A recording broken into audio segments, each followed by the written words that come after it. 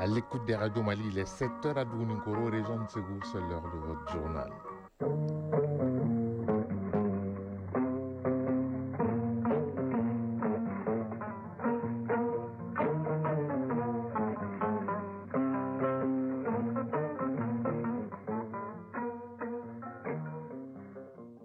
Le journal, Ousmane Daou. Mesdames et messieurs, bonjour à la une de ce journal. Le Conseil malien des chargeurs du Mali et l'autorité des chargeurs du Ghana mettent dans la main pour redynamiser leur collaboration après une période de flottement. Les deux structures ont signé un mémorandum pour faciliter l'envoi des marchandises des ports du Ghana vers le Mali. Les produits agricoles transformés du Mali sous leur meilleure facette avec leur senteur et saveur au Salon international de l'agriculture du Maroc à Meknès, un espace que les exposants maliens mettent en valeur pour valoriser le Made in Mali et le savoir-faire malien. Dans la Confédération AES Ouagadougou, terre de l'unité, à travers une rencontre entre la jeunesse du Faso et les afro-descendants, le thème est « Rôle de la jeunesse dans la libération de l'Afrique ». Pendant ce temps, au Niger, on forme l'élite de demain avec le démarrage des épreuves du CAP et du BEP. Plus de 19 000 candidats prennent part à ces examens. Hors Confédération AES, candidat au poste de secrétaire général de l'ONU, l'ancien président sénégalais Macky Sall a tenu hier son grand oral devant 193 pays. Pendant 3 heures, il a exposé sa vision des Nations Unies. En République centrafricaine, bientôt un procès contre l'ancien président François Bozizé pour crime contre l'humanité. L'annonce a été faite par la Cour pénale spéciale centrafricaine. Et puis, nous serons sur les pas du pape Léon XIV en Guinée équatoriale qui a tenu hier une messe à Mongomo devant le président Teodoro Obiang Nguema et 100 000 fidèles. En sport, on parlera de basketball et de football au plan national. La chronique judiciaire de ce jeudi est consacrée à la levée de l'immunité prévue désormais par le nouveau code de procédure pénale en son article 969, un virage important dans la protection juridique de certaines personnes à cause de leurs fonctions. Voilà pour le sommaire, dans un instant les détails. Mesdames et messieurs, bonjour et bienvenue en ce jeudi 23 avril 2026 aux informations sur Radio Mali. Tout d'abord, ce communiqué du Conseil national de transition qui informe les membres du CNT que dans le cadre de la session ordinaire d'avril 2026 en cours, une séance plénière se tiendra ce jeudi et jour suivant s'il y a lieu.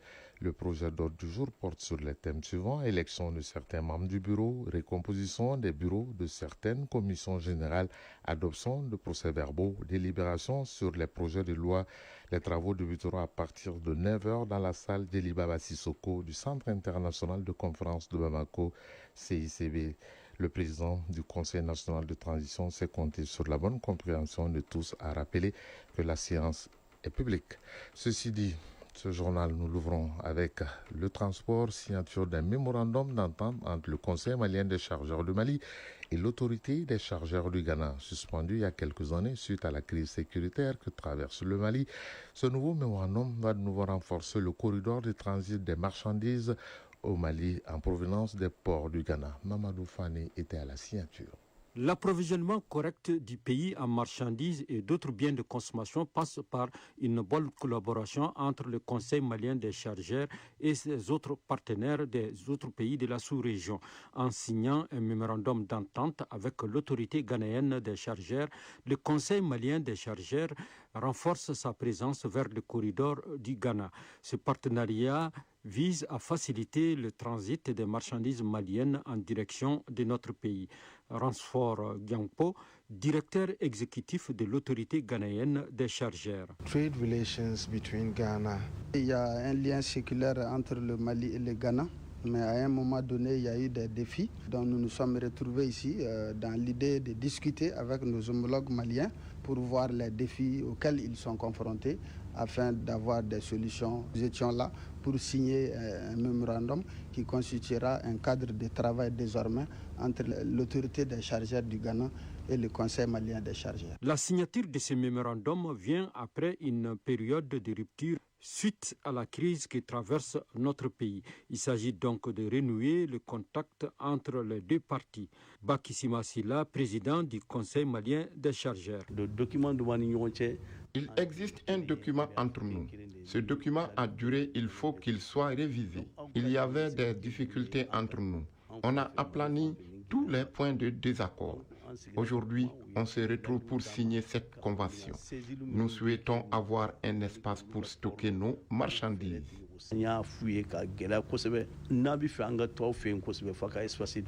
Un cadre de collaboration sera matérialisé par un comité de suivi qui sera mis en place dans les prochains jours. En attendant, direction le royaume chérifien pour parler du Salon international de l'agriculture du Maroc, SIAM 2026, un espace de promotion dont le Mali se sert pour valoriser ses produits agricoles, des filières et des services à la faveur d'une journée de dégustation organisée pour faire sentir et goûter la saveur des produits agroalimentaires maliens. Une journée qui a été organisée par l'ambassade du Mali au Maroc et le ministère de l'Industrie et du Commerce à travers l'APEX, l'agence pour la promotion des exportations du Mali. Le point de cette journée avec nos envoyés spéciaux au Maroc, Ramata Konaté et Sidi Modibo Dambélé. La visibilité des produits maliens à l'étranger au Salon international de l'agriculture au Maroc à Meknes. La journée de dégustation des produits maliens montre la richesse et la qualité des produits agroalimentaires, notamment la mangue, le karité, le miel, les céréales locales. Diallo Bintouba, sous-directrice de la facilitation et la promotion des exportations du Mali à l'APEX Mali. La dégustation est un outil puissant. Elle permet aux visiteurs de vivre une expérience directe avec nos produits. Au-delà des discours, c'est le goût qui convainc. Nous voulons montrer que les produits maliens sont non seulement authentiques, mais aussi compétitifs. Beaucoup de visiteurs découvrent pour la première fois certains produits maliens et sont agréablement surpris. Nous avons également enregistré des prises de contact avec des opérateurs économiques intéressés par des partenariats et des importations de nos produits. Mounir Djamaï, président directeur général de la société NRC. Les produits maliens, je les connais depuis très très longtemps et c'est toujours un plaisir de les manger. Depuis 2019, on est au Mali. On a des projets notamment de développement rural. Je pense qu'on entend beaucoup de choses sur le Mali, des choses pas forcément positives. Mais il ne faut pas écouter tout ça, il faut y aller, se faire son idée et en réalité se rendre compte qu'il y a énormément d'opportunités, surtout dans l'agrobusiness. Mariam Zahin, entreprise Fortitrans. Une mangue exceptionnelle, le bisaps bien évidemment, on ne peut pas en passer en Afrique, on ne peut pas en parler du bisaps. Les graines de sésame, ils ont un goût original, c'est vrai qu'on en a aussi au Maroc. Francis Velives, BBB du Maroc. C'est un ensemble de produits d'excellente qualité, c'est un bon choix d'organiser une dégustation lors d'un salon pour faire connaître les produits maliens. Il y a beaucoup de produits qui sont ignorés ou pas suffisamment développés, pas suffisamment commercialisés. Et le but de ce genre de salon, c'est de favoriser des échanges et favoriser soit des importations, soit des exportations. Issaka Kabouré, Burkina Faso. Nous sommes là, c'est un devoir parce que nous avons rencontré des frères maliens dans nos tournées. Ils ont dit que le Mali avait un stand. Nous nous sommes dit que c'est un devoir de passer et voir ce qu'ils font. S'inspirer également de ce qu'ils font. C'est l'AES. Cette journée permet ainsi d'ouvrir de nouveaux horizons pour vendre davantage la destination Mali et encourager le consommé malien. Fafré Camara, ambassadeur du Mali au Maroc. J'ai été vraiment émerveillé par l'engouement que cette cérémonie a suscité auprès des visiteurs et même des professionnels de l'agriculture qui participent à ce salon. Donc je quitte ici avec un sentiment de satisfaction. Je dis tout le temps que l'un de nos plus grands trésors, c'est l'agriculture, avec tout ce qu'on a de potentialité en termes de terres agricoles arabes, en ce qui concerne les ressources en eau, avec tous les grands fleuves qui traversent notre pays. C'est du pain béni pour un investisseur. Cette participation malienne au Salon international de l'agriculture au Maroc est placée sous le leadership du ministère de l'Industrie et du Commerce à travers l'Agence de promotion des exportations du Mali, APEX Mali. Maroc, Ramata Konaté et Sidi Modibo Dambélé pour l'ORTM.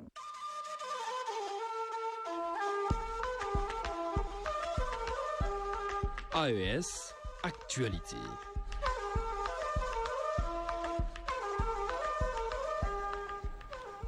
À Ouagadougou, l'heure est à la conférence panafricaine placée sous le thème « Rôle de la jeunesse dans la libération de l'Afrique ». Cette rencontre est organisée par le ministère des Affaires étrangères du Faso et met l'accent sur l'unité de l'engagement et l'action de la jeunesse et de la diaspora dans la transformation du continent.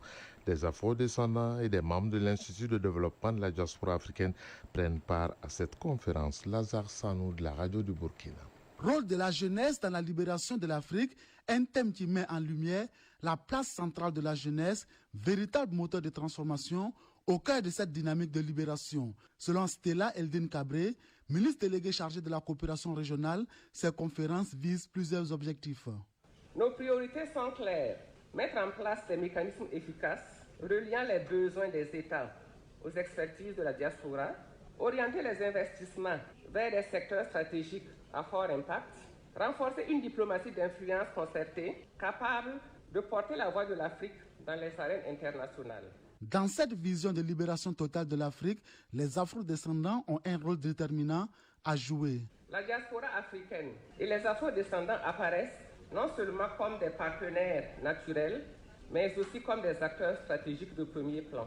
Vous êtes donc, chers afro-descendants, des relais d'influence dans les grands centres de décision, des porteurs d'innovation et de transformation, des partenaires essentiels dans la bataille pour la souveraineté narrative, économique et technologique de l'Afrique. La libération de l'Afrique ne saurait être envisagée sans l'engagement résolu de sa jeunesse et de sa diaspora. Cette vision appelle désormais à des actions concrètes pour bâtir une Afrique souveraine, unie et pleinement actrice de son destin, a rappelé la ministre déléguée chargée de la coopération régionale. Au Niger, on va parler d'examen. Le ministre de l'Enseignement et de la Formation technique et professionnelle a procédé au lancement des épreuves pratiques et théoriques des examens du CAP et du BEP au lycée sportif technique Kalmaharo de Niamey. Au total, 19 831 candidats prennent part à ces examens sur l'ensemble du territoire nigérien, dont 6 326 pour la région de Niamey. Compte rendu Abdelkader Abouran de la Voix du Sahel.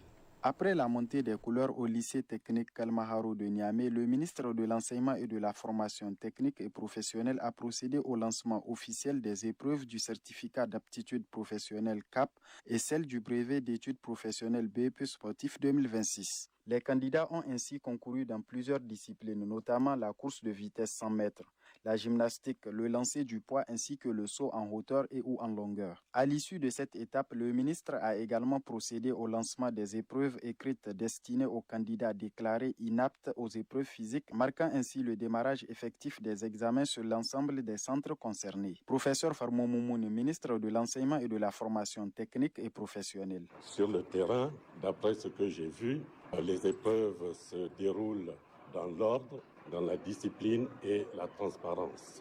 Je puis vous dire également la foi que le président de la République et le Premier ministre ont en ce secteur.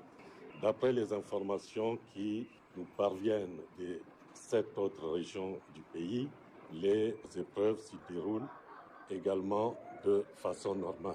Présent à cette cérémonie, le gouverneur de la région de Niamey, le général de division Assouman Abdou Harouna, a tenu à encourager les candidats, les appelant à faire preuve de sérieux et de détermination, tout en les exhortant à éviter toute forme de facilité lors du déroulement des épreuves. Comptez sur vos propres forces.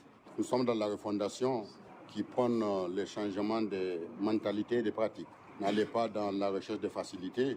La réussite appartient à celui qui a préparé l'examen pendant l'année, qui a suivi les cours, qui a écouté les explications des professeurs, qui a posé les questions quand il n'a pas compris et qui a révisé. Après le lancement officiel, le ministre de l'Enseignement et de la Formation technique et professionnelle a successivement visité plusieurs centres de la capitale, notamment le Centre de formation et de perfectionnement professionnel, CFPP, le Centre Ousseimi, le lycée d'enseignement professionnel Issaberi, ainsi que le complexe d'enseignement franco-arabe Al-Kassoum, afin de constater le lancement effectif des épreuves physiques dans ces différents centres. Ainsi, les épreuves du CAP et du BEP sportif se dérouleront du 20 au 27 avril 2026 sur toute l'étendue du territoire national. Hors de la Confédération AES, l'ancien président sénégalais Macky Sall a tenu son grand oral hier au siège des Nations Unies dans le cadre de la course à la succession d'Antonio Guterres comme secrétaire général de l'organisation. Seul candidat africain à liste, il est aussi le seul des 4 prétendants à n'avoir jamais exercé de fonction au sein de l'ONU et le seul dont la candidature n'a pas été portée par son propre pays. C'est le Burundi qui l'a présenté. Pendant les 3 heures d'audition face aux représentants des 193 États membres, l'ancien président sénégalais Macky Sall s'est présenté comme un bâtisseur de ponts et a déroulé sa vision d'une ONU réformée en profondeur, diplomatie préventive renforcée, rationalisation des ressources de l'organisation. Sur la dette africaine, il a estimé que la question mérite d'être traitée dans un cadre global impliquant à la fois pays en développement et économie avancée. Macky Sall a également annoncé que s'il est élu, son adjointe serait une femme issue d'un pays du Nord. L'Union africaine souhaite une meilleure représentation du continent sur les cartes du monde. L'organisation a confié cette mission au Togo, c'est de définir une carte du monde qui respecte la véritable taille des pays.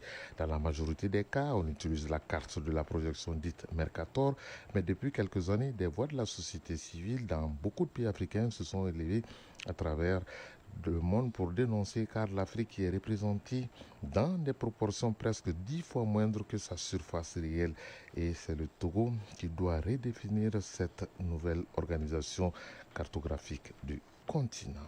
Ce jeudi, Israël et Liban doivent reprendre leurs négociations à Washington sous médiation américaine près d'une semaine après que les deux parties se sont accordées sur un cessez-le-feu de 10 jours depuis.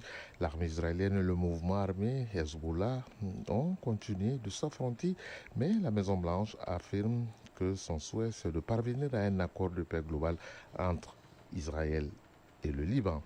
Djibouti, la victoire du président Ismaël Omar Guelleh a été officiellement confirmée par le Conseil constitutionnel. Les premiers résultats, quelques heures après le scrutin du 10 avril dernier, indiquaient qu'il avait obtenu 97,81% des voix. Face à son adversaire, le Conseil constitutionnel a avancé un chiffre de 97,01% des voix. Ismaël Omar Guelleh rempile à la tête de son pays pour la 6e fois. En République centrafricaine, la Cour pénale spéciale a annoncé l'ouverture en juin prochain d'un procès contre l'ancien président François Bozizé et 3 de ses anciens hauts responsables militaires. Ils sont poursuivis pour crimes contre l'humanité pour des faits commis entre 2009 et 2013 dans la ville de Bosembélé. C'est pourquoi le procès est appelé procès de Bosembélé. C'est une ville située au nord du pays. Et ces massacres avaient été perpétrés par la garde présidentielle selon la Cour pénale spéciale qui a officiellement lancé ses activités en 2018. Elle a pour mandat de juger les crimes de droit international commis en République centrafricaine depuis 2003. Et puis enfin, le pape Léon XIV est en Guinée équatoriale depuis mardi. Hier, il était à Mongomo. Il a tenu une messe devant quelques 100 000 fidèles. Le souverain pontife a été accueilli à la basilique de Mongomo dans une ambiance survoltée avec un feu d'artifice et des léchés de ballons pour célébrer son arrivée. Il a ensuite effectué un bain de foule dans sa papa mobile, la petite voiturette du pape, en présence du président de la Guinée équatoriale, Teodoro Obiangema. Le pape a appelé à ce que les espaces de liberté s'accroissent, que la dignité de la personne humaine soit toujours préservée.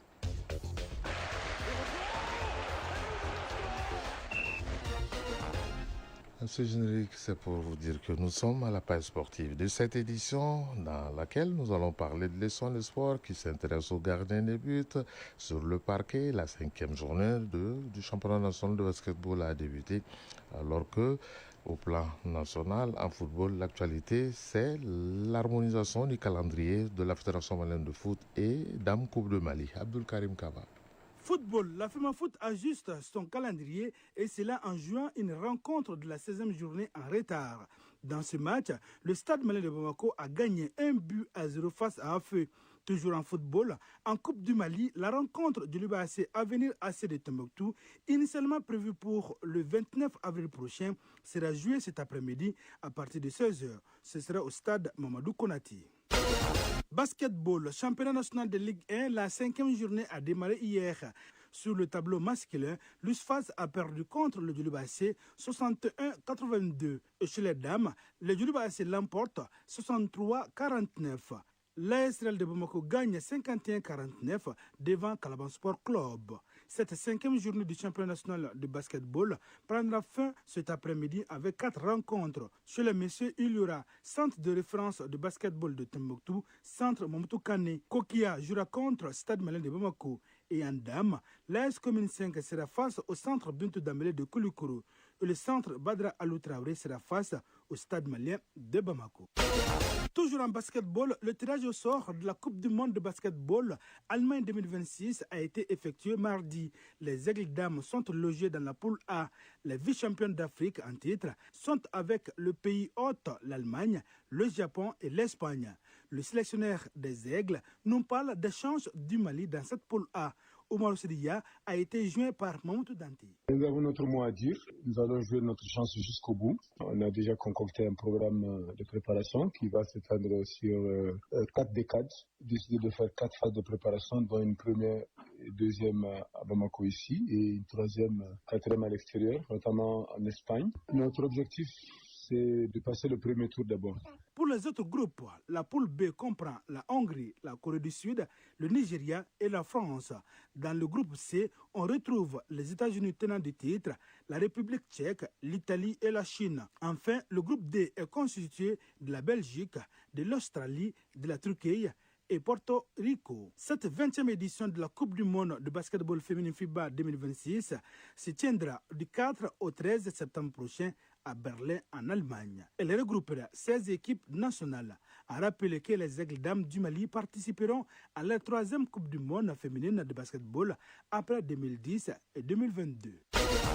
À présent, la leçon de sport du jour. La leçon de sport de ce jeudi porte sur le gardien de but, communément appelé goal. Il s'agit de celui qui garde la cage avec pour rôle crucial d'empêcher le ballon adverse de franchir la ligne. Isaac Kenou nous en parle. Le gardien de but assure la protection du but en arrêtant les tirs adverses avec ses réflexes affûtés.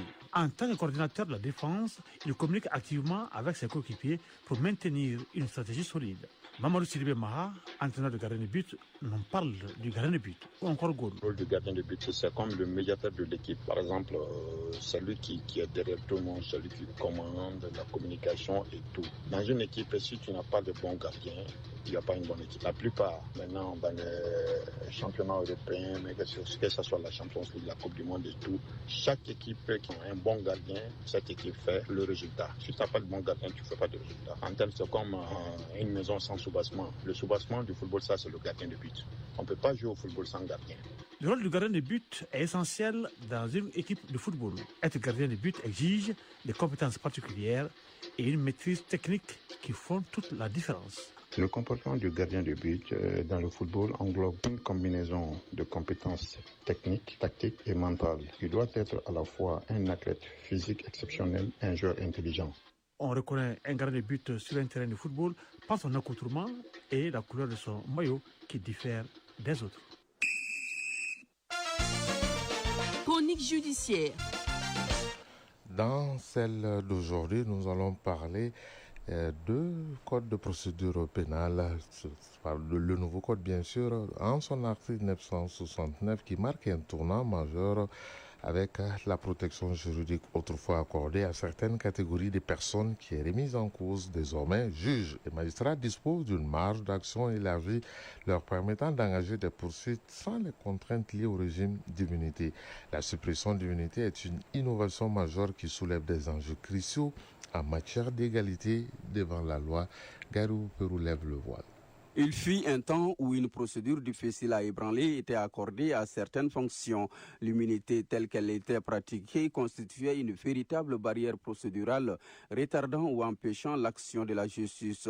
Cheikh Salah Sangaré, procureur de la République, près le tribunal de grande instance du 6e arrondissement de Bamako. La Constitution de 92, à son article 62, une disposition in fine qui disait que l'Assemblée nationale peut requérir la suspension de la procédure des poursuites. Cela suspendait carrément toute l'action judiciaire en marche. Jusqu'à quand? Ce n'était pas défini. Mais aujourd'hui, nous avons une visibilité très claire, que ce soit une juridiction ordinaire ou spécialisée. Une fois qu'elle est saisie, elle ira à son terme. La suppression, elle n'est pas totale. Elle a été très allégée. Très allégée parce qu'en tant qu'un minimum de protection est là, on ne peut pas parler de suppression absolue ou totale. Allègement ou suppression, l'histoire récente garde en mémoire des affaires de trafic de passeports diplomatiques ou encore des usages détournés de notes verbales. Dans ces situations, les auteurs présumés échappaient bien souvent à toute mesure contraignante. Pour le juge, la tâche était ardue. Engager des poursuites demandait au préalable une levée d'immunité, procédure longue, complexe et incertaine, assimilable à un véritable parcours du combattant. Ainsi, dès lors qu'une personnalité était impliquée, les dossiers en pâtissaient, s'enlisant dans des lenteurs préjudiciables à la manifestation de la vérité. Cheikh Salah Sangaré, procureur de la République. Le motif d'allègement, c'est que nul ne puisse échapper, se soustraire à la loi pour des crimes et délits qu'il aurait commis.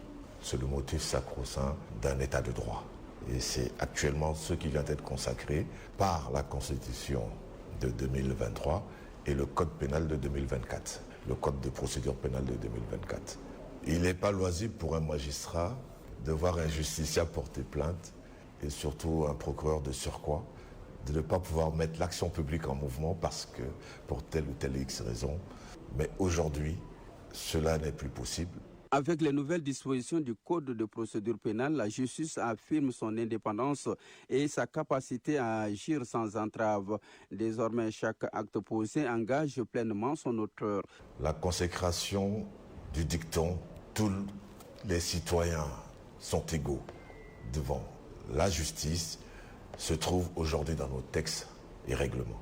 Tout le monde est justiciable et tout le monde bénéficie des mêmes décisions de justice par les mêmes textes de loi, à savoir les mêmes codes. Aujourd'hui, plus que jamais, les Maliens sont tous égaux devant la justice, à quelque titre que ce soit.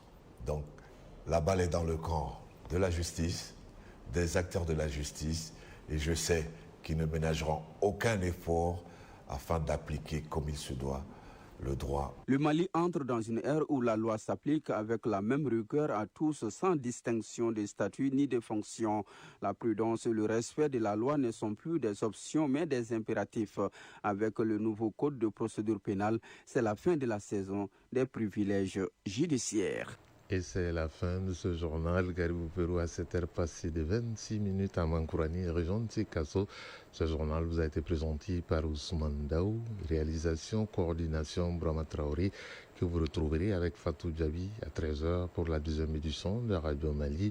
La mise en onde assurée par Alou Koulibaly, mise en ligne Cheikh Abdelaziz Koulibaly. Gardez vos positions d'écoute dans un instant. Moussa Koulibaly sera là pour les avis et communiquer. Bonne journée à toutes et à tous. Chacun de nous ne peut être une étoile, mais tâchons de briller pour éclairer là où nous sommes. Tout le plaisir a été pour nous de vous servir et à très bientôt.